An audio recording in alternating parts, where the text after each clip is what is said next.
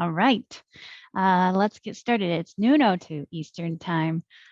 So welcome everyone to this keynote panel discussion on expanding horizons and fostering diversity. Alan and I will be moderating this session, but the real stars of the session are our panelists. So as panelists today, we have Felicia Simpson from Winston-Salem State University, Jacqueline Hughes-Oliver from North Carolina State University, Jamylle Carter from Diablo Valley College, Prince Afriyie from University of Virginia, and Samuel Echevarria-Cruz from Austin Community College. All right, I'll hand it over to Alan to explain the structure of today's panel. So we'll start with introductions, which we're almost through. We're only going to address 2 topics today. We had a much longer list of questions to ask the panelists in the early stages of planning, but we boiled it down to just 2 topics, 2 questions that we're going to ask them to address. The first topic addresses barriers for students in underrepresented groups from studying statistics and succeeding in their study of statistics. So we're going to ask each panelist to speak for 3 minutes about those barriers. And you'll notice that, of course, in US CUT's tradition, we are proceeding alphabetically by first name. The second topic we'll address is potential solutions to those barriers. We will go in reverse alphabetical order. Again, each panelist will have 3 minutes to discuss potential solutions. For each of those 2 topics, first barriers and then solutions, after the panelists' pre-prepared remarks, we'll have a discussion among the panelists for 15 minutes. Kelly and I might have some questions for them. They might have some questions for each other. They might have some reactions to each other's pre-prepared comments.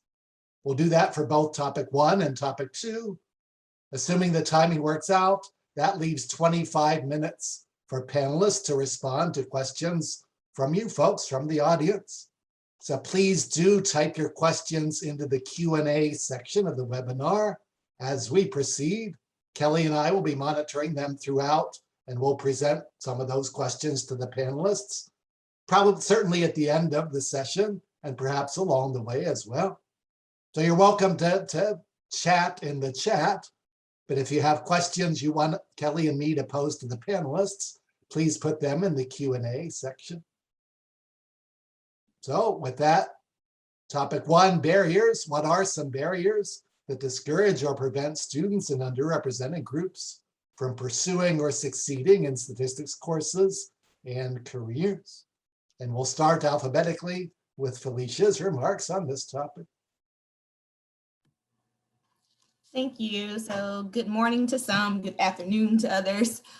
So for barriers, one barrier I can think of is students are unaware of the career opportunities in statistics. So many students may have, let's say, the quantitative abilities and skills, but are just unaware of the opportunities in statistics and biostatistics. And I also include biostatistics because that's my background as well. So for me, for example, I went to a historically Black college as an undergraduate student, and I was unaware of opportunities in statistics. I had a degree in mathematics, but did not know what I could do with that degree. Not until my senior year, having an advisor tell me about the opportunity. So I think that's the big issue itself. Another issue is lack of quantitative background. So when applying for the statistics program, whether it be graduate or undergraduate, students may not have the appropriate quantitative background. They are capable and very intelligent, but yet they lack those skills. So it hurts them 2 ways. One way, even trying to go into programs, students in the application process are written off because they lack these courses that are required to get them in the program. And instead of some students just being admitted into these programs, saying, hey, maybe you need to take these prereqs, they're already written off before they can even start. Another way that plays into on the graduate side is that students are accepted into graduate programs, but they may lack the foundational courses. And and they struggle in these programs, which causes them to drop out because they lack that support skill. Another thing is lack of mentorship. So many students do not have that mentoring and advising they need to be successful in these programs. And so that causes students to drop out or causes students not to be even interested in it, because if you don't have that mentorship to let you know, like, hey, this is STAT, these are some of the great things you can do in STAT, this is what I've done. So I think having that mentorship would help students. The lack of mentorship is an issue because mentorship helps students be successful in undergraduate or graduate programs, and also on the professional side. We talk a little bit about this not only as a student, but as a professional. As a professional now, I still have a mentor. So I just think matriculating through the ranks is always important to have that mentorship. And I'll stop right there so I don't go over my time. Thank you very much. Jackie is next. Okay, so I will just mention that Felicia has already brought up the issue of lack of awareness with regard to career opportunities, but there are other dimensions of this lack of awareness. For example, that statistics is a discipline of its own, separate and distinct from mathematics, and that they could choose this as a major. So I'm thinking from high school students transitioning to college, 2-year college students transition into a 4-year school, and even then transitioning to a graduate degree. There's also lack of awareness of the usefulness of statistics, that statistics will give them an opportunity to have a glimpse to very many other fields. This lack of awareness manifests itself in many ways. So on our campus, where we have almost 300 undergraduate statistics majors, the vast majority of those students join our program after having come into the university, having chosen another major. They just stumbled on statistics through a class and decide, oh, this actually works for me. So lack of awareness on many dimensions is a barrier. Another very important barrier is this feeling of, I don't want to be the only one of fill in the blank. Okay, STEM, of course, in general has an issue with this, but some disciplines in STEM have it a bit worse. And I think statistics is one of those disciplines. And there's this issue of, people like me don't major in statistics. You have to look a certain way, you have to be a certain way to major in statistics. That's a real barrier. This third one is what I've experienced with my own children, with middle school math being the determinant of what kind of path you end up with much later in life. Middle school math, you get put on the advanced math path or the standard math path. And there is a tendency of some underrepresented groups to be just placed on the standard math path with an understanding that, oh, you don't need this. You will get along just fine. Your life will be just fine. Advanced math is not really for you. And that's definitely something we have to change. And is that my timer telling me that I'm up? Actually, I think that's my timer on my computer. I'm sorry. So let me be very, very fast. So the first three are the things that prevent students from pursuing. The last three are the things that prevent students from succeeding. I've seen students join college with being told that they are very well prepared, or that they get a 4 on the AP Calculus AB exam, and then they immediately go to Calculus 2, and they usually struggle. And this kind of struggle right at the outset can be really devastating to students. So this is a real issue for me. Then the bullet 5 of entering an environment where there's so much competition that students don't feel as if they can really join study groups because there is such a cutthroat sort of atmosphere. And then lastly, a lot of underrepresented individuals have developed a coping mechanism not to show vulnerability, not to show that I don't understand. And for this reason, I've seen students not being willing to use their resources, meaning going to office hours and reaching out for help. So yeah, those are my thoughts, and I've overstepped my time. Thank you. Thank you very much. Next up is Jamylle. Good morning, afternoon, everyone. I am a math professor at a 2-year community college, Diablo Valley College in the San Francisco Bay Area. And on my sabbatical 3 years ago, part of my sabbatical was interviewing African-American students. DVC, you can see from the slide, stands for Diablo Valley College. Umoja is a learning community that supports African-American students. And part of my sabbatical was on interviewing, doing focus groups of 13 African-American students to get in their words what their experiences are in math classes at my school. And if you go to the next slide, I've sort of put these into 2 different categories.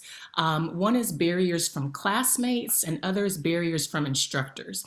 And I want to read you some of their quotes. Dr. Hughes-Oliver has elaborated beautifully the isolation. So I'll skip through that because she did it already. And I hope it's clear that if you feel isolated in your classes, you're going to feel disconnected in your classes as well. Dr. Hughes-Oliver talked about that beautifully. One thing I do want to highlight is the stereotype threat that also contributes to the unwillingness to reach out for help. One of the quotes is, because you're the only one asking questions and you're the only Black person in the room. It's like everybody's kind of making assumptions. Well, she's a certain race, so she's not going to understand it like we do. The students also talked about barriers from their instructors. And the 3 that I want to highlight is instructors being unwilling to repeat material, instructors underestimating students, and instructors targeting students. Instructors not repeating material, I think, is pretty straightforward, but I do want to highlight the students' voices. It's important that we know what they feel in their own words. The student said, I need you to go over this again because I did it and I got through it, but I know that on the test, I'm not going to understand it. And she just told me to go back and do it myself.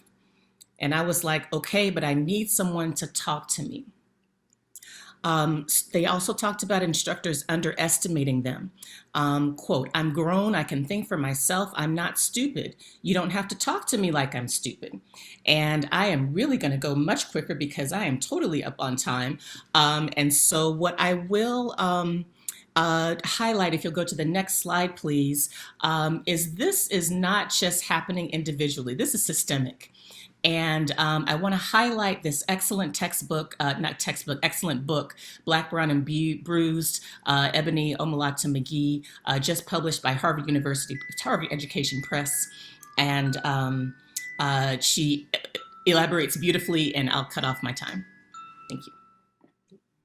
Thank you very much. Sorry for the time restrictions. There'll be more time to get words in when we have the Q&A. Prince Afriyie is up next. Well, firstly, I want to thank Kelly and Alan for organizing this very important session. So for those of you who don't know me, I grew up in Ghana, West Africa, where the 2 major sports are soccer and track and field.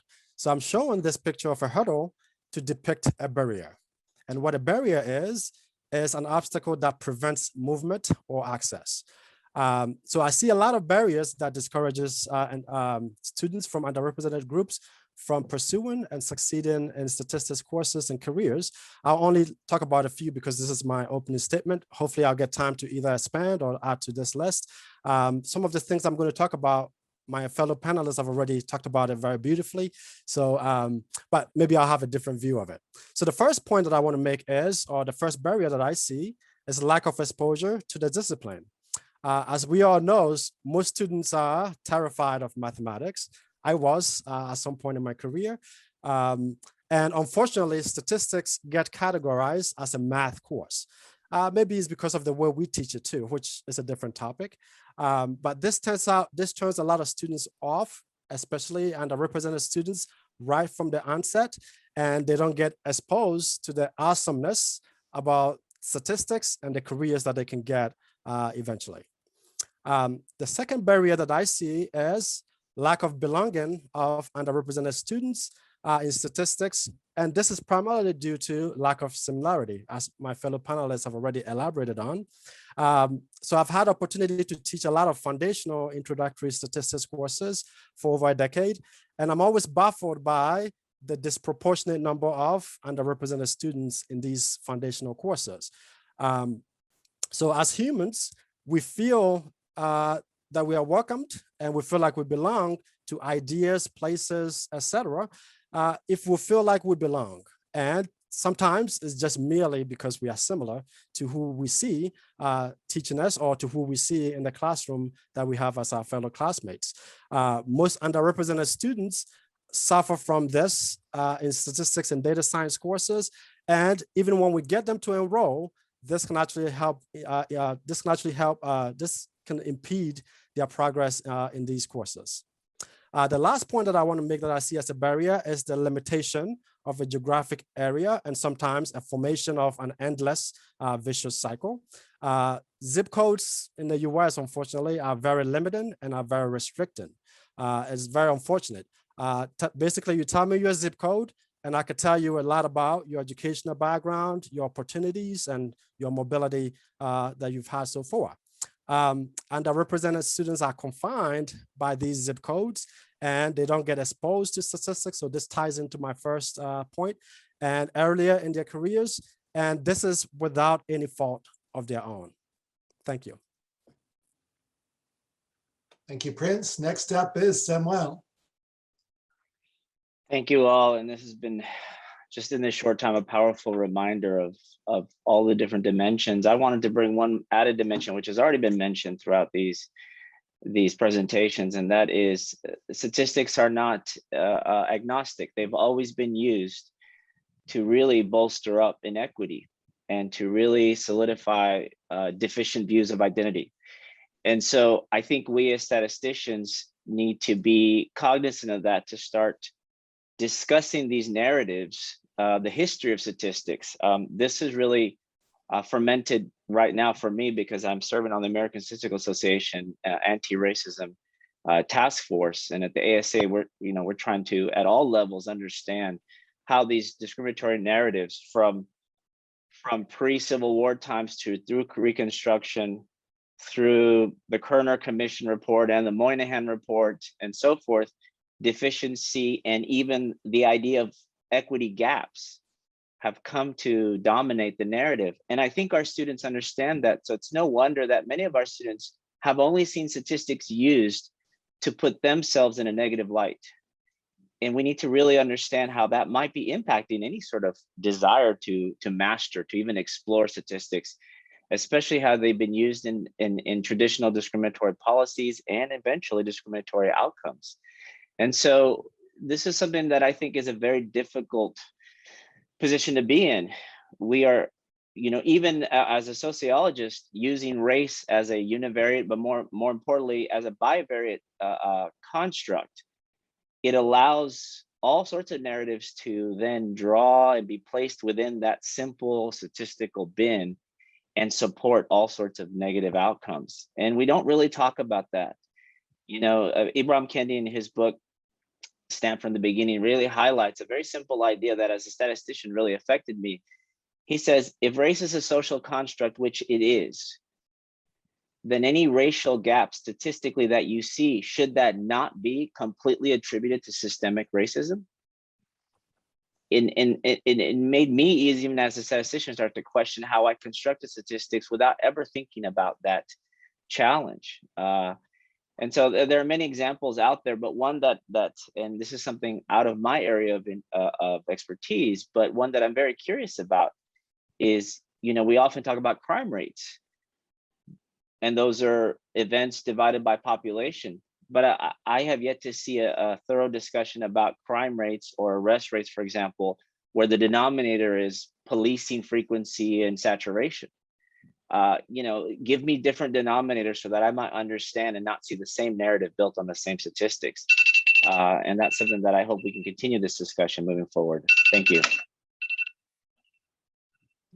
Thank you all. Thanks for sticking to the very strict time limit there. I think I'll use the moderator's prerogative and ask a question. And Alan comes before Kelly alphabetically, so I'll jump right in here. I was struck by lots of things that all of you said. I want to go back to Felicia's comments about quantitative background. And if I remember right, I think the only one of you who used the term data science was Prince. My question is whether data science, whether you consider that a different discipline than statistics, or whether you consider it a rebranding of the discipline of statistics, however you think about the term data science, does that provide a good opportunity to reinvent our discipline and re-advertise our discipline and make it more appealing to a wider group of students, perhaps involving less quantitative requirements? So that was a rambling question, but if I'll ask Felicia to go first, since I sort of directed it at her remarks. Thank you. I think it definitely gives us an opportunity to expand and reach more students. I can speak for my university. We just got a minor in data science, which has been great because now it branches us across disciplines. So we now have more of a collaborative relationship with the computer science department, and we're getting more students. And I think it's great because people who have interest in computer science or math or economics, they're all coming together. So I think it when I first was exposed to data science, I thought it was just a rebranding of statistics, but I no longer feel that way after learning more about what data science is. So I think it just gives us an opportunity to reach more students. The way our program is set up, you do still have to take statistics courses, but now you're taking more computer science courses as well. So, and I guess my answer would be that we're just reaching more students. And it gives us more opportunity to expose students to different things. So I don't know if that answered your question, Alan. Thank you very much. Any other panelists want to respond to my data science-y question? I'll go and say that I don't think it would change anything if systemically there are no changes. If people can be racist in math and statistics and data science, exclusionary, and there can be practices to keep people out and discourage people, no matter what we call it. So I would like to see it as an opportunity, but it definitely requires more systemic fundamental change as well. Thank you. Anyone else want to jump in on this question before we go to another? Can I say one more comment? I think, and I'm speaking from an HBCU. So when you're at a school where everybody looks like you don't experience that racism as much. And so for me, I think it's a win because at an HBCU, you're bringing in data science, which normally students from underrepresented groups don't get exposure to courses like this. So I just want to add that point. Thank you. I'd like to add something as well. So in my potential solutions, one of the things that I intended to say is that we need a branding campaign as statisticians. As a field, we are a hot discipline. I mean, we're all hotties really, but we don't really act like it. Whereas data science comes in and they're hotties and everybody treats them as hotties. And so that is pulling in a lot of young people. And the fact that data science draws on other skills, like it stresses the ability to communicate. It stresses the ability to learn business and be able to collaborate. You know, these are all things that statisticians have done for decades, but we just haven't really branded ourselves to stress those kind of things. So I'm of the opinion that data science right now is pulling in more students, and then students will be exposed and realize, hey, there's a lot of statistics here, the traditional view of statistics. So I think there's a possibility for students to benefit, and there's definitely a way for us to learn about how to brand ourselves. Thank you. Any other thoughts on data science, Prince? If I can add to that quickly. So just like I think that statistics was born from mathematics and application of area of mathematics, data science is also emanated from statistics, but it's also incorporating computer science. So it's a marriage between what I think about data science, marriage between statistics and computer science. So there's stuff that we don't teach in our courses in terms of computing, like parallel computing, that comes from computer science that data science try to bring into the equation. But just to connect it to diversity, it's because data science is also part of the STEM area. We will have the same issues with diversity and attracting a diverse group of students into our midst. Thanks. Jamylle, do you want in on this question? No, I just added that, especially at community colleges, we're very limited in how we can even craft these programs, create them, at least in Texas. And so it is a challenge on how to bring all these strands together for students to be just exposed in very meaningful ways. So that's another thing we need to work at higher levels. Thanks. When we were planning this session, we realized that topic 1 might be depressing, talking about barriers for half an hour. So rest assured, we are going to have 30 minutes or more talking about potential solutions. That's still to come. Kelly, do you have a question at this point? Yeah, I do. And I think it sort of will span over them. And actually, even just building off of that, when I was reflecting on these very substantial barriers that y'all were bringing up, the questions I was writing down were, well, how can we fix it? And then I had to keep reminding myself that's the second topic. So I'm not going to ask you a fix it question right now. Instead, I felt like a theme across several of you was around mentorship. And so I won't pitch this at any particular person. Whoever wants to hop in, answer it can. But I guess my question is the problem the way we currently mentor, so our current mode of mentorship, or is it just that we aren't doing enough mentorship, right? So do we have to change how we mentor, or just make sure we're expanding and mentoring more people? If I could jump in, I think it's both. We don't mentor enough to high school students, to middle school students, to those teachers, to two-year colleges, students just starting as freshmen in college, and that's not even focusing on people who have already decided that they're going to have statistical careers. There's more effort in the ASA and different sections of the ASA to provide that mentoring, but we still haven't gone and really done a significant grassroots operation.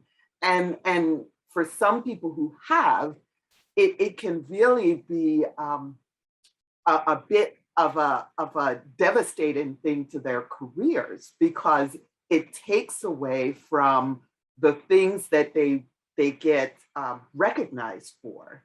and the things that helps them retain a job. And so there is this push and pull, and as a discipline, we really just need to commit to this and recognize this, or it won't get done. Samuel jumped in the chat. Do you want to expand on that? I did. Did I chat? I thought I said you. I thought I saw you answered Kelly's question with both.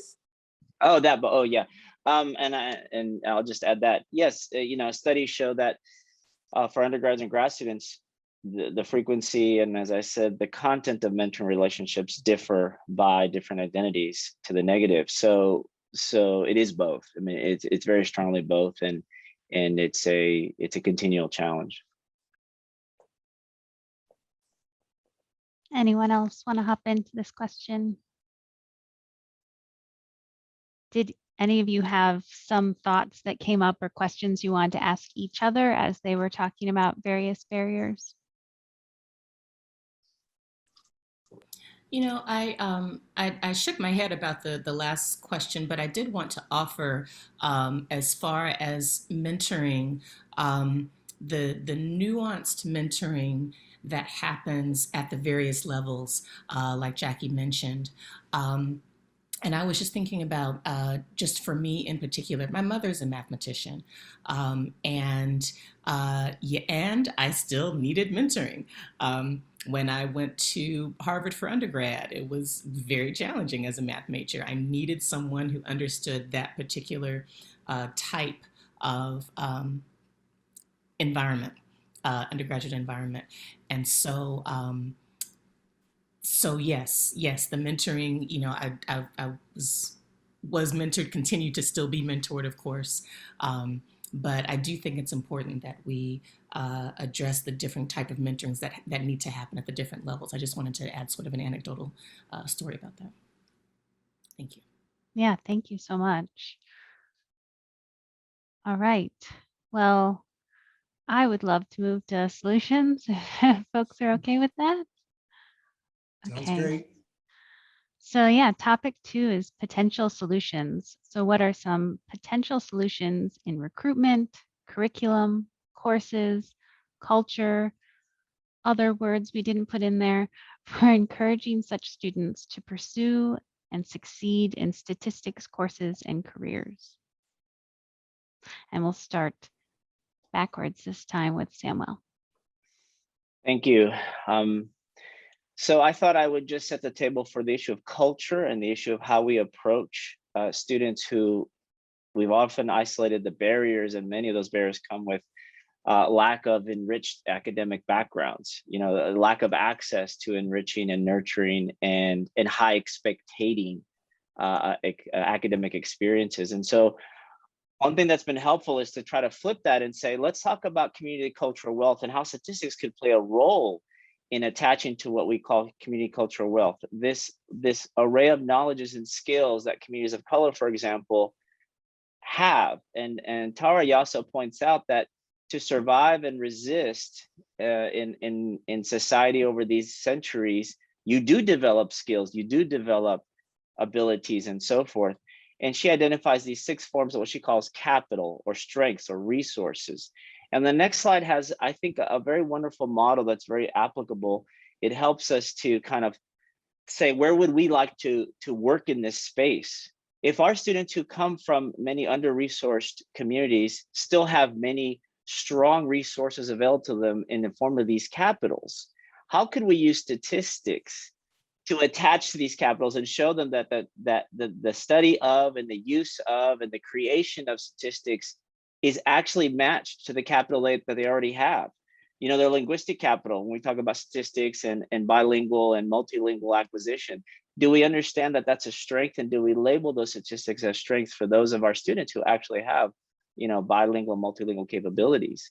And many of you have talked about the isolating experience, but all of us went through it and succeeded through incredible mentorship and through incredible programs and many other supports. But we had to resist.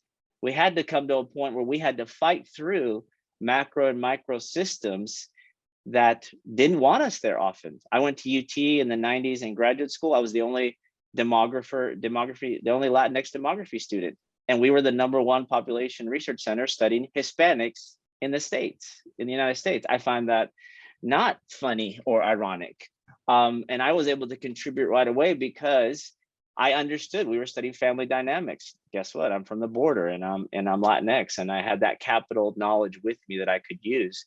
And so, this to me is a template to say and of course we all put quotes around solutions, but the steps forward we can take are to say, when we teach statistics, do we bring in the aspirations of our students, their family and communities, the social capital they have, the resistance capital they've already expressed, just to be in front of us, knowing that they've navigated a K-12 system that oftentimes is working against their best interests.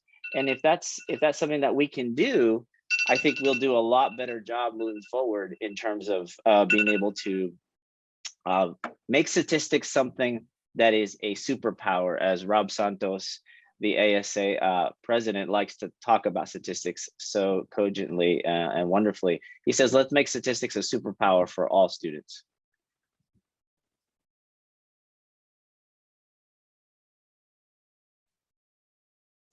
And great, thank you. And Jackie's next. Alphabetically it would have been Prince, but But slides wise, I'm sorry, okay. we did not notice that. Thank you for picking up on that. Okay.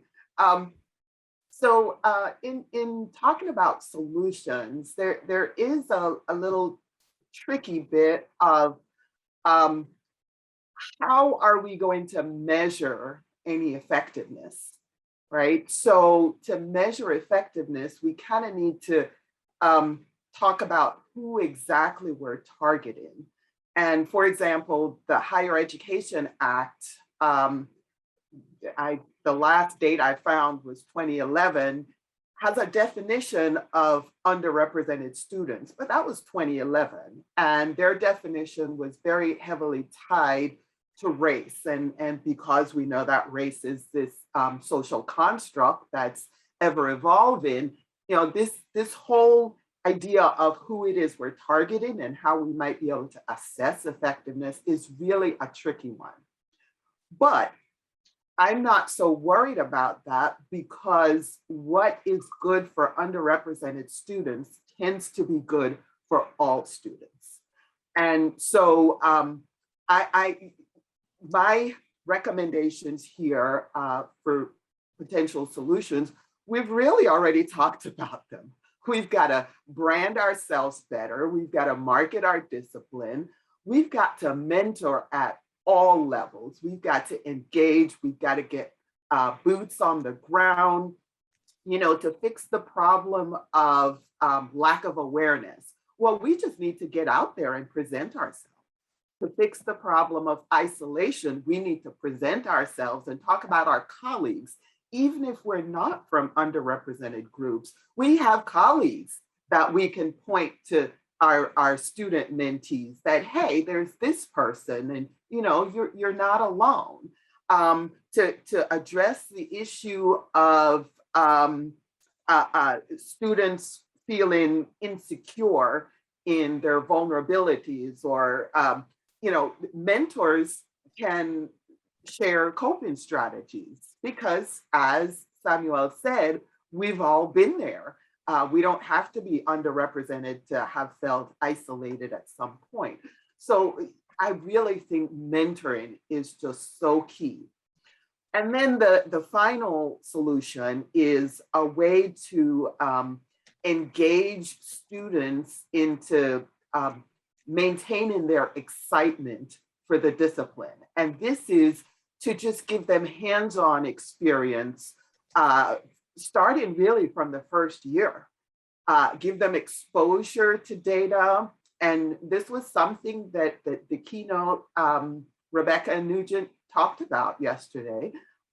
Just getting data, real data studies in the hands of our students very early on and frequently. This gets them excited to the point of they're going to tell someone else, right? The best advertisement is word of mouth from a young person telling another young person. And I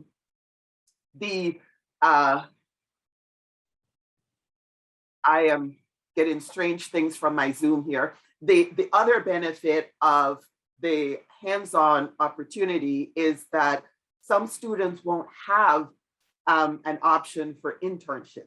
So the hands-on experiences helps really to level the playing field in many ways. And that's it for me. Thank you so much. All right, so Prince, I don't think you're up next either. We'll see. Yeah, so Jamylle's up next, and then Prince, I think you're after that. All right. Again, I'm highlighting the student voice. Yes, these are talking about their math experiences. Some of the students are talking about statistics as well. They actually came up with 5 suggestions for faculty. Number 1, be friendly. One person said, be human, basically. They're acting like androids nowadays. Just come on, be friendly. Number 2, allow for student mistakes. Quote, like sometimes you have to fail in order to succeed. And I feel like certain professors don't believe that. They just feel like you have to succeed all the time. And if you don't, then you're just going to fail. You're never going to do it again. And another student says, yeah, and don't look at it like a failure. Look at it as a bounce back. If you bounce back from it, there's no such thing as a loss. Quote, if there were more professors like that, oh my God, I would love math, I swear. Number 3, make students comfortable. One student said, quote, so they should have a recap in the beginning of the class before they just dive right into it. That's what I would say. And making students comfortable in general, make course material relatable. I think we've talked about that before. And the last thing I would add is to counter the narrative that math is hard. Quotes, I always, in high school and middle school, I always thought math was super hard. But until you really try to do it, I don't know, if you really put the time into it, it's not. But I think everybody's just always been trained and socialized to find math being hard. So the final thing that students had to say to sort of summarize what their experience had been, the students summarized it beautifully, quote, maybe that these issues are actually a real life thing that multiple students are going through and that we can all relate in some way and that it shouldn't be ignored because if Diablo Valley College wants to be a top community college, they need to incorporate every group, ethnicity, race, gender, sexuality into their school so that everyone can succeed at the same pace and level. Those are the words from the students, and I do want to go back and highlight Dr. McGee's book. In the description, McGee offers policies and practices that must be implemented to ensure that STEM education, and I'm including statistics education and data science education in that, and employment become more inclusive, including internships, mentoring opportunities, and curricular offerings. Such structural changes are imperative if we are to reverse the negative effects of racialized STEM and unlock the potential of all students to drive technological innovation and power the economy. Thank you. Thank you so much. All right, here we go. There's Prince. Prince, your turn. Okay, thank you so much. So solutions, I'm very excited about this one. Sometimes we often get very engulfed in the barriers rather than focusing on the solutions. And so using the same analogy, the question is, how do we jump over these hurdles? And some of the things I'm going to talk about here is somewhat intangible, but I hope I can elaborate or make more points about what we could do in the curriculum. So one of the opening sessions yesterday was about expanding opportunities. And I think the general theme of the US CAS this year is about expanding opportunities. And so I'm going to ask a lot of rhetorical questions here. So, so the question is, how do we as a society expand opportunities for all students, in particular, students from underrepresented groups? The this question might elicit a lot of political responses, which are very convoluted. So let me rephrase it so that it would demand action from us as educators. So what can we do as statistics educators to help expand opportunities for all students, in particular, students from underrepresented groups? Okay, so I'll let you ponder on that a little bit. But that's a bit manageable, but it's still a very good, a very difficult question. And I don't think there's one solution to solve all. It depends on where you are, it depends on your students, depends on your community and stuff like that. So here's what I will encourage everybody, all of us as educators, I will entreat all of us to ponder about this daily, like what can we do to actually make an impact on our students? And think about feasible solutions that you can actually incorporate in the classroom, outside of the classroom. I believe that pondering, sometimes the answers lie so much in between, within us, that we just need to spend a little time just thinking about solutions. So that's what my question for all of us to think about. Now, related to that is finding a way to be a mentor, right? So this was a question that Kelly asked, but I think that all of us have mentorship on our slides. So, and I should say that you don't have to be an underrepresented faculty member to be a mentor to an underrepresented student. All of us can be mentors. So the impact of a simple act of reaching out to students is immense and sometimes invaluable. I, for one, I have benefited from a lot of mentors in the physical realm, real, and also fictional. Sometimes I read a book and I'll look up to people fictionally. But we sometimes forget as educators how impactful our work can be to our students. And these are words and actions beyond the content of the course. What our words can actually either create a barrier or break a barrier. So always think about that as educators. Now, for some of you who have never been mentors, I will ask you to think about your previous students as the control group, and then start taking active steps to mentor students and treat them as experimental group. And then, since we're all mathematicians or statisticians, we can actually find a way to really compare the groups.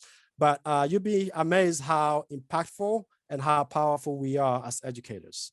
My last point, I think I'm going to go over a little bit, but my last point is, how do we inspire our students to transcend beyond these dissimilarities and breaking the vicious cycle that I talked about before? I'm going to ask my last rhetorical question too. Have you ever been inspired before? All right. If you have been inspired, you know that it works like magic. You come up with uncommon energy and you're able to break through to solve any problem that you have. I've been inspired, especially about 15 years ago when I was a student and I dropped out of college.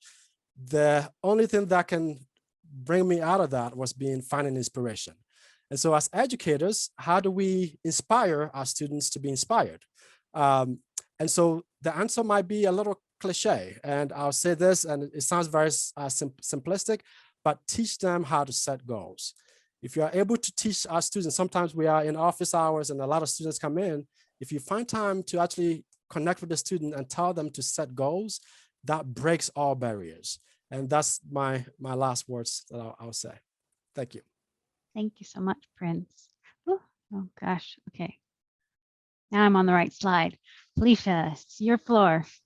Okay, thank you. So I know my slide's a little wordy, but I was trying to get a lot of information so you guys could take that home with you. So one of the things, and it has been mentioned by other panelists, and they've said it well, is increasing mentoring. And so I said increasing actually mentoring programs. And when I say mentoring programs, these conference-based mentoring programs. So we have a lot of different conferences that we all attend now, but I think more and more conferences should incorporate mentoring programs. And this would be as a long-term kind of relationship to help students be successful in these undergraduate and graduate programs. And not only just for students, young professional, early career faculty need mentoring programs as well. So I think increasing these mentoring programs on a conference base. And then my second one, I said, provide more support, and I capitalize more and underline more support to existing underrepresented minority pipeline initiatives in stats and biostats. And I've listed these initiatives because maybe some of you don't know about these initiatives, or maybe you've heard about them, but you haven't taken the time to, or haven't just had the chance, everyone's so busy, haven't had the chance to check them out or introduce your students to them. So I just want to mention 3 that I'm involved in. So I have served as the co-chair of the Fostering Diversity in Biostatistics workshop. And this workshop is normally funded by NIH grant, but we also have sponsors, which a lot of universities can sponsor to support these students because we fund them to attend this workshop. And the goal of the diversity workshop is to introduce high school and undergraduate students into biostatistics.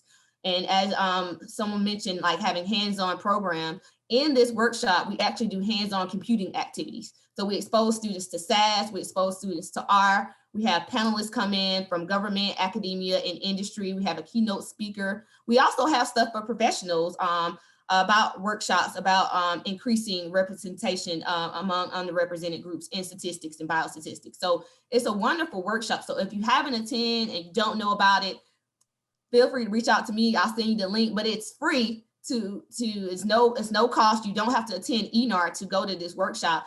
But I think the problem is not a lot of people know about it. So I think increasing that exposure and support and more people supporting this workshop, this is a one pipeline initiative that can help students. Another one is StatFest. It's a one-day conference. It's free. It's similar to the ENAR diversity workshop, but it's more focused on statistics. And registration is open now for that one. So if you have students or faculty interested in participating in StatFest, it's in September, please join.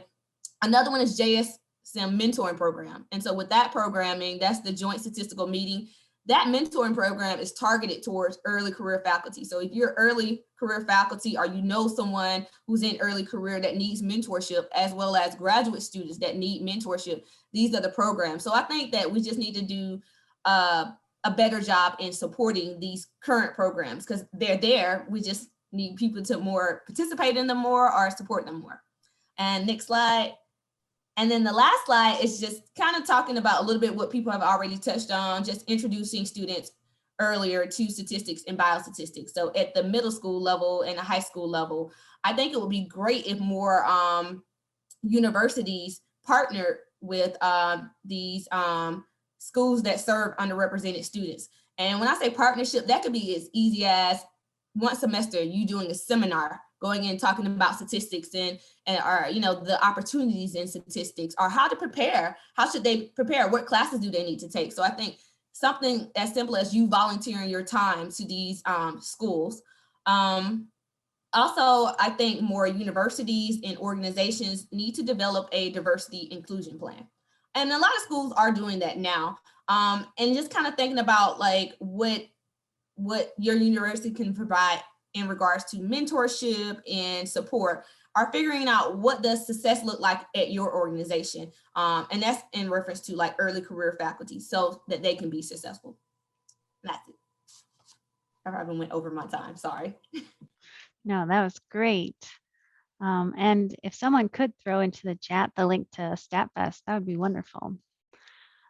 Okay, so now we can follow up with the panelists. And since A is before K, but we're going backwards, I'll ask a question first. And we've had lots of really great questions coming in from the attendees. So I thank you, and some of them around the same theme of the question that was bubbling up in my head. So I like this rebranding idea. And Eric Reyes actually asked a question that I'm just going to pose to you all now. And it's, are there professional or academic standards or expectations that we need to let go of as a discipline because they add to a cycle of discrimination and oppression of marginalized groups?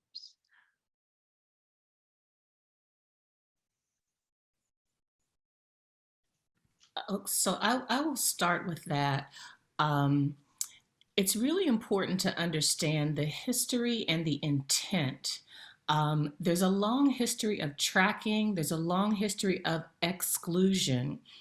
And I think it's important to understand at which level we're talking about. If we're talking about, middle school students, wanting to expose them to as many choices as possible, as Jackie mentioned, then we want to keep this as wide open as possible.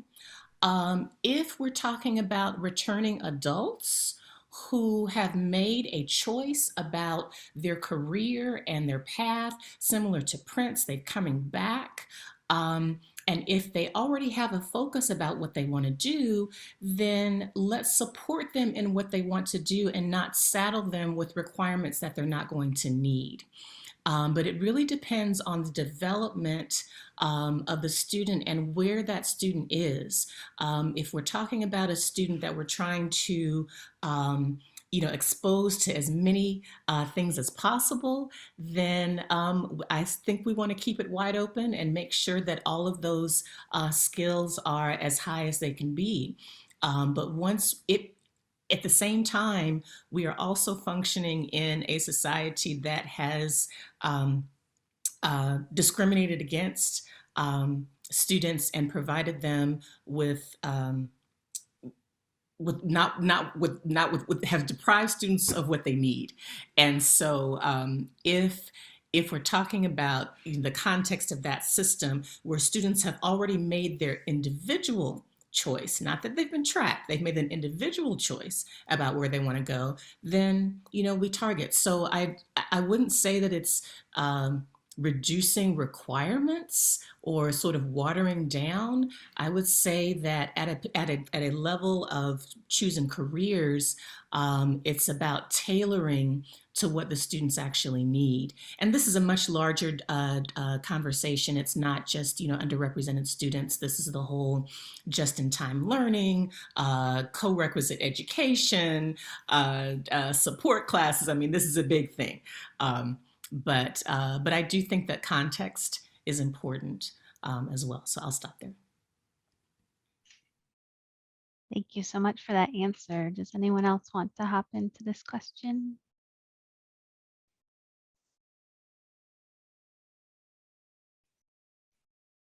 All right, Alan, it looks like you get to ask a question before we move on to audience questions. Okay, thanks. I'm going to piggyback on an audience question like Kelly did, and it follows up on Kelly's question. Kelly Spoon asks, is part of the issue with access the math requirements for statistics degrees? How can we as stats professors and departments work on that particular barrier? And let me add that 20 years ago, I think it was common that if a student came to undergraduate college or university, even if they knew they wanted to be a statistics major, we would say, that's terrific. Go study 3 semesters of calculus and linear algebra and then come back to us and we'll teach you some statistics. I don't think that happens as much now, but I think we should examine the question of whether we have more mathematics requirements than we need. Anyone want to respond to my comment or Kelly Spoon's question that inspired my comment? I think the answer really depends on who it is we're thinking about for these math requirements. If we are thinking about introductory level statistics, there is no need for a ton of calculus. If we are thinking about someone who will get be majoring in statistics, I do actually think that we still need that calculus background. And the reason for that is I think so much more can be explained at a deep level with a bit of calculus, with a bit of linear algebra.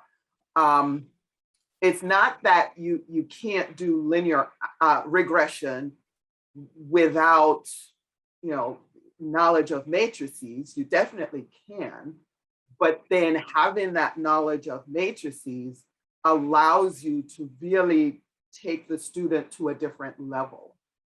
So in my mind, it depends on which student you're targeting with this question.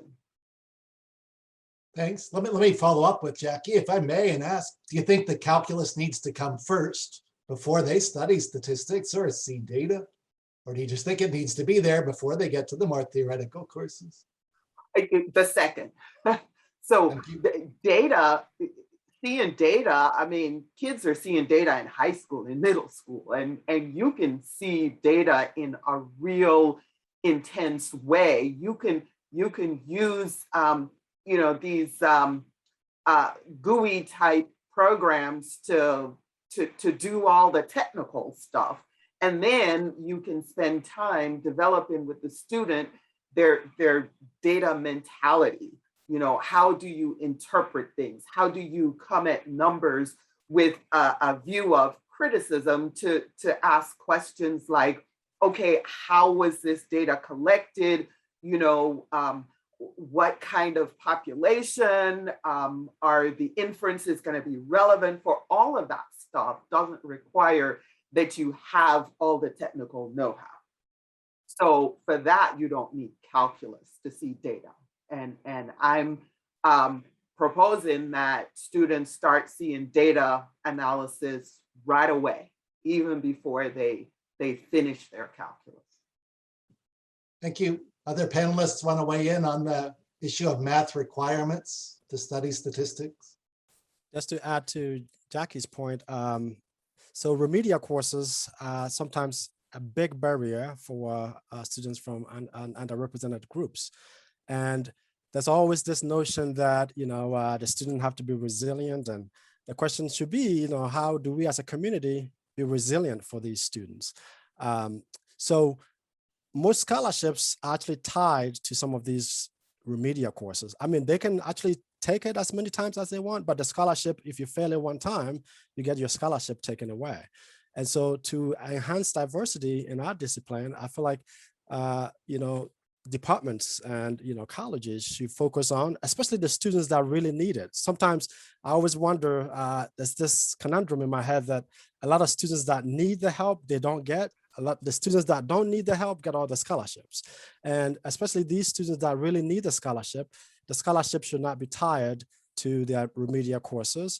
And one last point, and then I'll let other people jump in. So another thing that we could do, you know, in departments and universities is having a bridge program. Even if the students are not prepared for these kind of courses or the remedial courses, have a bridge program to have a boot camp in the summer, say, to get students from all these underrepresented groups and then train them. You know, some of these students are really, really, really smart, but society, we always push them aside because they don't have that background that they need. And I feel like we all, as departments, as universities, can do a better job at that. Thanks. Other panelists want to jump in on this one? I guess my comment would be, I'm sorry, go ahead, Jamylle. Sure. Yeah. Yeah, I would say from a community college perspective, it's a different question, and that's because statistics is one of the core curriculum math courses that counts for the associate's degree, along with algebra, and we have a class called college mathematics and so forth, and they're all co-requisited to developmental support sections. So the challenge there is, again, the exposure. Students have already learned to hate algebra, but they have no idea whether they should hate or love statistics. And so we have that barrier to overcome. But second of all is how, and almost all those classes are in the math department, how are those faculty approaching the challenges of you know, under-resourced students when it comes to math? But are they saying, I can actually use statistics to build up basic trigonometry knowledge, right? Basic algebra knowledge. And then draw those students in with, and there's another question in the Q&A about being inclusive, draw those students in and ask them and show them how statistics is a strength for them. And it already reflects some of the strengths that they already bring to the table. I mean, there are ways to do that. So we have, at the community college, we have an incredible opportunity because a lot of our students are advised away from algebra if they're not going into STEM and saying, have you thought about statistics? And you know, why they're doing that is a different issue, but I would say as a statistician, let's make sure we take that into account and leverage it. Thanks. Felicia? I was just going to add to what Dr. Hughes-Oliver said in regards to if it's upper level stat courses. I do believe that having that foundation of calculus and linear algebra does help in those courses, especially when you start thinking about mathematics, statistics 1 and 2. Having that calculus background helps a lot. Now, I have had students that did not take it and they did well, but I think that depends on the instructor. And as far as like your elementary stat, I just think being exposed at an early age is great. So freshmen can take it, but what issue at my university and some of my other colleagues is that students are getting placed into these math courses that they probably could have skipped out in the first place. So I think when it comes to when they first come in, and people having low expectations, or it may be an advising issue that they're placed in these even remedial courses that they could have just skipped and maybe went to your college or your stat. And so they're placed in these remedial courses and then they get bored and it's just kind of like they check out. But I know that's a whole nother issue, but it just made me think about it. I think it either was Prince or Samuel that mentioned about like the courses. So that's a whole nother issue as well. So we can't even get them interested in stats because they checked out at the remedial course. Thank you all very much. We have lots and lots of audience questions and really good audience questions. So let's get to them. Kelly, do you want to take the one with the most votes? I will. And so then I'll also remind folks that you should use the thumbs up voting feature since we won't be able to get to all the questions. So there are particular questions you really want us to get to, make sure you use the thumbs up. So let's start with Lennis's question, which did get the most votes. What is something we can do early in the semester as statistics professors to show that we are inclusive and embrace diversity, respecting all students?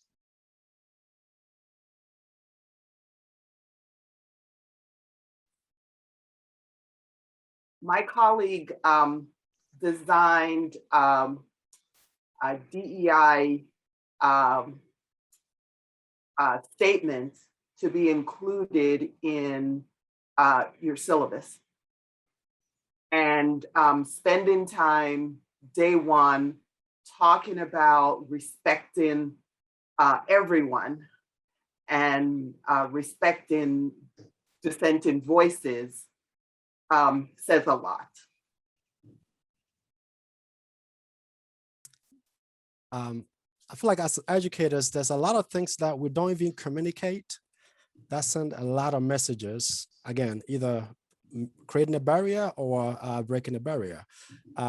Just even being approachable to students, all students, especially in particular, the students that we are trying to target, just teaching them to seek help when they need help or making them feel comfortable. I think Jackie or somebody else already talked about this, just making them comfortable to come to us to ask for help.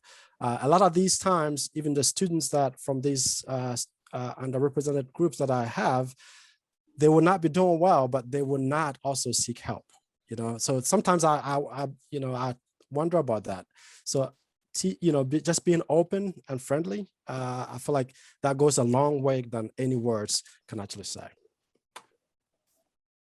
And I would say being a little more personable, and I'm sure you all are as well, but like I always kind of share, something personal about me, or either a struggle you may have experienced that you overcame. Like I think one of the panelists mentioned they want to see that you're human. So on the first day, I always share something personal about myself or a challenge that I overcame, but also just letting them know it's okay to ask questions. So anytime any student would ask me a question in class, I literally say, that's a great question. Glad you asked that. That's a great question. So every time student asks me a question, I'll say, that's a great question. And then I'll answer that question. Even if it's a question that somebody has, maybe I just said it, the answer to that 3 times, I'm going to tell you again, that's a great question, because it just makes students feel more comfortable with asking you questions. Or I'm always saying, come see me during my office hours. Another thing is, if you see a student that may have not come to class or maybe missing a couple of days, it helps when you reach out, because when you reach out, they know that you actually care. So anytime that you see a student slacking or failing or whatever, reach out to them. Hi, come to my office. What's going on with you? When students know that you care, it puts it on a whole nother level. So I just think that being personable, being friendly, encouraging questions helps a whole lot, at least in my experience. For the first day of class, I am reiterating what Jackie said. I did not realize the power of having a syllabus statement. I thought that I do this, I demonstrate this all the time in my class. So why do I need to write it down? That was my thinking. But I was wrong. I've had students to come to me and say, I feel so much better because of what we read. And it's 2 small paragraphs, very small paragraphs. It could be 1. It's very short. But just having that, with my picture, with, what they should call me and what I believe about them, surprised me at how far that went. To have it be an official part of the syllabus. In terms of first day, things are so different now because I've been teaching online for a year and a half. When I was face to face, I liked doing an icebreaker of sort of people bingo, just getting the students moving around. And I think that, as many other panelists have said, when the fun, when the personability, when the humanness, when your personality, when all of these things come together, and when you're actually in there with the students, asking them, did you wear a red shirt today, or do you have a red sock on, or whatever the game is, it's amazing. It's amazing how just the stress level that you feel on that first day, it just dissipates. And I mean, this is what the researchers tell us, so I don't know why I should be surprised, but I am, because it happens every time. And so that's and people have different things that they do on the first day, but that's one thing that face-to-face, that's what I do on the first day. Thank you. Jamylle? Yeah, so I spend, and I think this is important, I spend probably the majority of the class trying to convince them that they've been lied to, that they have been told that math literacy is innate, whereas reading literacy is a product of work. And I stress that so much because we're really probably, as statistics or math instructors, we need to be the ones who preach this gospel. And that is to say, remember that time when you said I was struggling with reading and someone said, well, let me get you a better book, or let me get you this book, or let me get you that support. But in 3rd grade, 4th grade, this happens with girls too, and other groups. When you said I'm struggling in math and someone said, well, not everyone is good at math. And that statement is such a lie.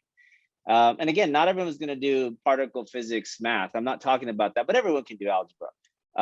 Everyone can do basic algebra. And so I spend a lot of time, and then I ask students to share stories. Do you remember a time? Do you remember a time when somebody said, well, not everyone is good at math, which meant you are not good at math? And that has really helped open up, I think, a fertile ground for saying, we got to reset, right? We're going to help each other. We're going to work hard. And then the next thing I tell them is, look, I failed lots of classes in school, and I probably shouldn't say this as a professor, right? But I failed all sorts of classes. I had problems. I had struggles, and I could never get past calculus too. Just couldn't do it. Primarily because I thought I wasn't good at math. Somebody had already sold me that bill of goods. And so I want them to say, and it was mentioned earlier, failing is something that is part of succeeding. It's part of growing. It's part of understanding who we are and what the choice we're going to make and how we respond to expectations that we've set for ourselves. And so I don't do any statistics stuff because I think they already come in shell-shocked. They already come in with a bad attitude. They already come in with negative perceptions. And that's the best way I can think to move forward. Thank you all. I love that question for asking for practical advice, and the answer is provided lots of really good practical advice. So thank you all very much. The next question on the list by number of thumbs up votes, it's addressed to Jackie, so we'll start with her, but I think anyone can jump in there. Marion Fraser asks, Jackie, I'm distressed to hear about the determination of future career options determined by middle school math. How can we who are in positions at colleges and universities work to address this? So going in and working with teachers in middle school is one path. But it's really it's really bigger than that. It's getting parents to realize that decisions made for their kids in middle school can really affect where they end up much later on. And this is all, again, us getting out there and just reaching out at every level, talking to young people, anybody. So when I discovered this, it was because my daughter, who's the older of our two children, was in middle school, and I was shocked.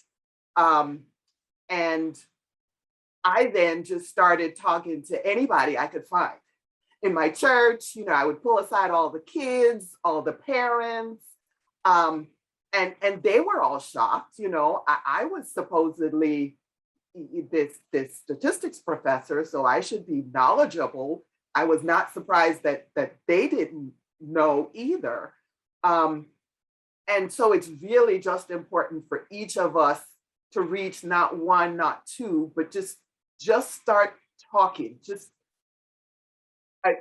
They couldn't get me to shut up in my circles. And it was really, I just got on this soapbox because it just seemed criminal that kids were being shoveled into, I think Jamylle used the word tracked. They were just being tracked, and this level is fine for you. And we experienced that with our children, that what you actually expect that she or he is going to get, over 90%. You want to do better than a B. Why? It's just, it really takes all hands. I don't have a good answer. I'm so sorry. Hopefully my fellow panelists will have some better advice. I think that was pretty good advice, but I'm happy to hear from others.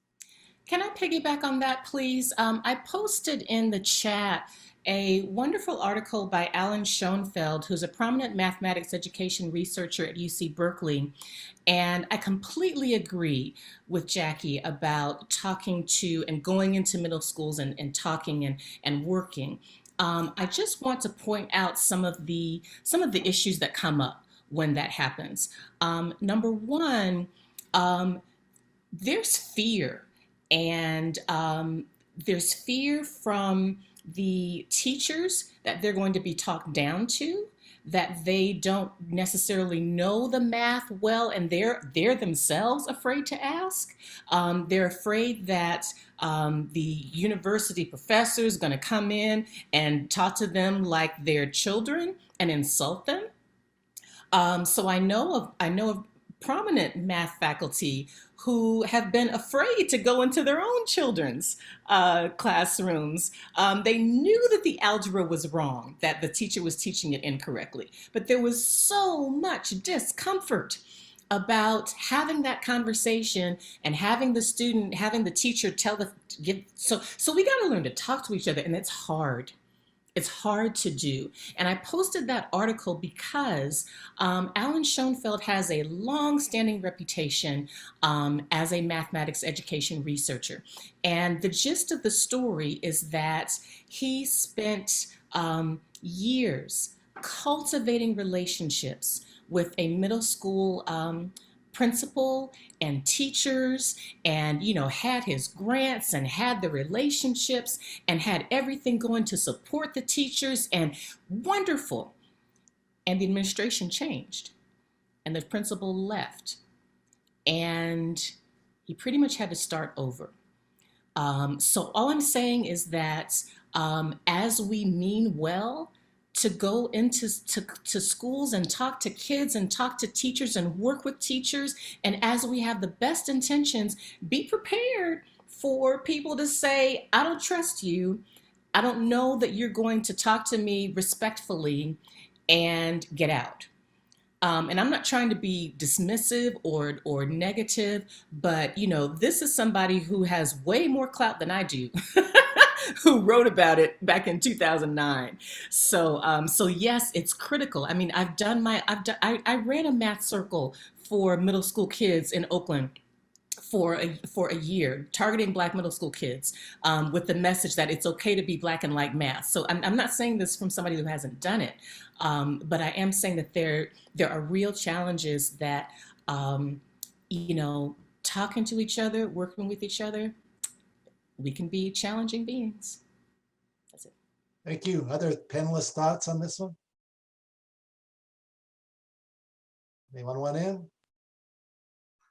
right, Kelly, you want to pick the next question, please? Yeah, so Kevin Pelez asked about stereotype threat. And so Jamylle had brought this up as one of the barriers, and Kevin was curious to know more and said, particular statistics can be a powerful tool to analyze, identify, and learn about social injustices. However, statistics may also be weaponized to perpetuate stereotypes and reinforce privilege. What is our role as statistics educators in this? I know that I brought it up, but I just talked a lot, and so I'm going to pass it off to my fellow panelists. I think one of our key roles is incorporating both in our courses, talking about, you know, the reason why the way it can be used against us. And I think when we do incorporate that, because that's what's really going on, that's real life, that makes statistics more interesting, it makes it more relatable, and they can understand. So I think it's our role, especially in our introduction courses, because, you know, this is their first exposure to statistics usually. So I think it's important that we do mention these issues in the courses. And I think that that helps them to relate what's going on to the real world. And I'll let my colleagues speak. Yeah, I think teach it, you know, mention it, make it, be transparent in the struggles that statistics have played, but also the strength that statistics can bring. I think that's critical because we underestimate the maturity of our students when it comes to the lives they've lived in their communities and the way they've maybe been fed statistics a certain way. And I think it's okay to own that and say, I'm part of the same system that you're sitting in now, and we all have this struggle.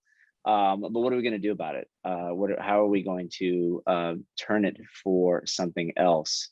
And stereotype threat is a great example. It's a great heuristic, but it's also, you need to say, this isn't just a lesson. This is real life that you all have lived, that I've lived, and you know, we're going to need to work. We're going to need to help each other through this.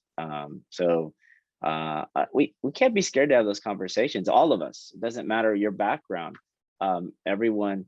I'm so shocked that we should be in love with variance. I thought we were in love with variance, right? I don't know if are you a central tendency person or you're a variance person? I'm a variance person. And yet we get so hung up and so stuck on central tendency as this kind of way to teach it. But then that makes things worse because the average is almost always used against us, especially people of color and other identities. Never is the variance brought in to explain that this is all a social construct and this is all part of a systemic challenge. Thank you. Other thoughts on stereotype threat? That's a good point, Samuel, if I can add to that. So yeah, I think that we should definitely teach it, as long as we're not picking a side in the classroom, because sometimes, you know, the good thing about being a statistician and not teaching politics is exactly that. You know, I always think about, you know, what students learn from a political class, but you know, if you use a data set that has some flaws, talk about it to the students. And for example, if you use a data set that has a gender variable that has male, female, tell the students that that's wrong, that, you know, this is, so as long as you're teaching it and you're bringing the good points. One of the data sets that I use for my introductory to data science course is about police killings, which is on Kaggle. And I let the students analyze the data set for the numbers to tell the story, but I don't interject or I don't, you know, put my opinions to it. So I think we should teach all kinds of stuff, but as long as we're not imposing our personal beliefs on the students, that's totally fine. Thanks very much, all. Let me ask this might be the last question. We're down to 4 minutes left. This comes from the audience and got lots of thumbs up. Kelly Spoon asked it, talking about the issue of rebranding to expand opportunities. This is another very practical question. What can we do in our intro courses to encourage students to consider statistics or data science or anything related to data as a major or as a career? So a practical thing we can do in a typical Stat 101 intro course to help students consider something involving data as a potential career. I think one thing is to maybe on the first day, talk about different opportunities that you could have with that particular degree. Maybe introducing the students to a cool data set and doing something really interesting with that to know like, oh, I think I'll just making it more applicable, more applied and using a data set that they could relate to. I always like to talk about like different things that they could do that they use now, like social media platforms. So a lot of students don't realize that they could get a job at Twitter, or they could get a job at Facebook, you know, make it relate to something that they use all the time. So I think that can be helpful. Thank you. Others? One thing that, and this excites me, there's no machine learning without millions of regressions. And I tell students, like, did you not, like, there's no robots, there's no androids, there's no Tesla auto driver without a thing we're going to learn in this class, that you're going to be able to understand the beginnings of machine learning and artificial intelligence just because you understand linear regression and move and build on that. And so I try to, like, again, get them excited to the thing that's out there now. But all of that is based on the most important tools that we teach in an intro science, in an intro statistics course. Thanks. Other thoughts here? I think also dedicating maybe a 1 credit course to just talk about have philosophical discussions around data.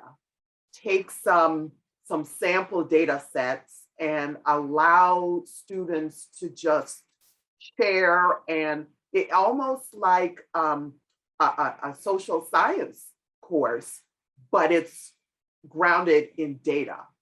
And this sort of open-ended course where everyone can come in and do well will reduce any fears that, oh, I'm going to take the statistics course and then I might not get a good grade. You just go in and you learn about opportunities and different directions that data can take you.